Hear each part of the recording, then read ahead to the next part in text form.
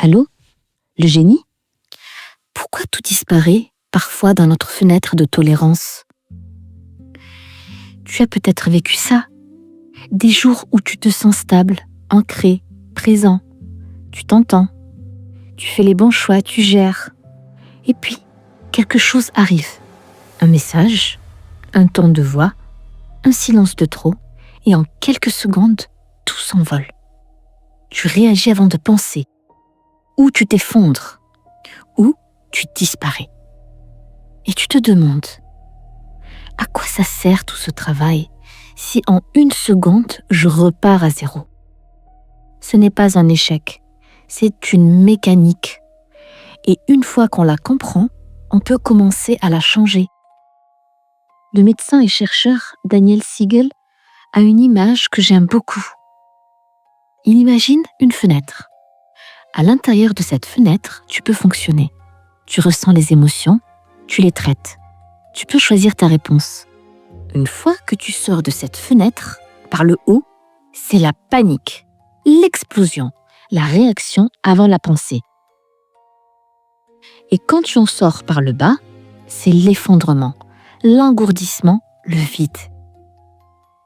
Et dans les deux cas, la partie du cerveau qui réfléchit est temporairement hors ligne. Ce n'est pas que tu as oublié ce que tu savais, c'est que cette partie du cerveau ne répond plus. Certaines personnes ont une fenêtre plus étroite que d'autres. Ce n'est pas un défaut de fabrication, c'est souvent le résultat d'une enfance dans laquelle l'environnement était imprévisible, ou stressant, ou les deux. Le cerveau a appris à rester en alerte. Et une fenêtre étroite, c'est juste beaucoup d'alerte. La bonne nouvelle, et c'est prouvé, cette fenêtre peut s'élargir, petit à petit, par la pratique. Alors, des clés concrètes? Reconnaître où tu en es, avant de résoudre quoi que ce soit. Se demander, je suis dans ma fenêtre là ou en dehors? Cette simple question réactive une partie du cerveau qui venait de se mettre hors ligne. S'entraîner dans le calme, c'est la deuxième clé concrète. On n'élargit pas la fenêtre en pleine crise.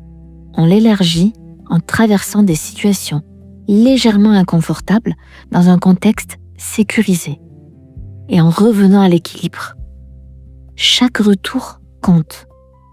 Troisième clé, revenir avant de décider. Quand on sort de la fenêtre, une seule règle. Aucune décision définitive maintenant. Respirer, bouger, attendre de revenir à l'intérieur. Et ensuite seulement, on parle, on décide, on agit. Chaque fois que tu reviens dans ta fenêtre, tu l'élargis d'un tout petit peu. Et un jour, les choses qui te sortaient dehors restent à l'intérieur. Dans le prochain épisode, on va parler du corps, parce que la fenêtre, elle se rétrécit là, d'abord, avant même que la tête ait dit quoi que ce soit. Allez le génie, à la prochaine.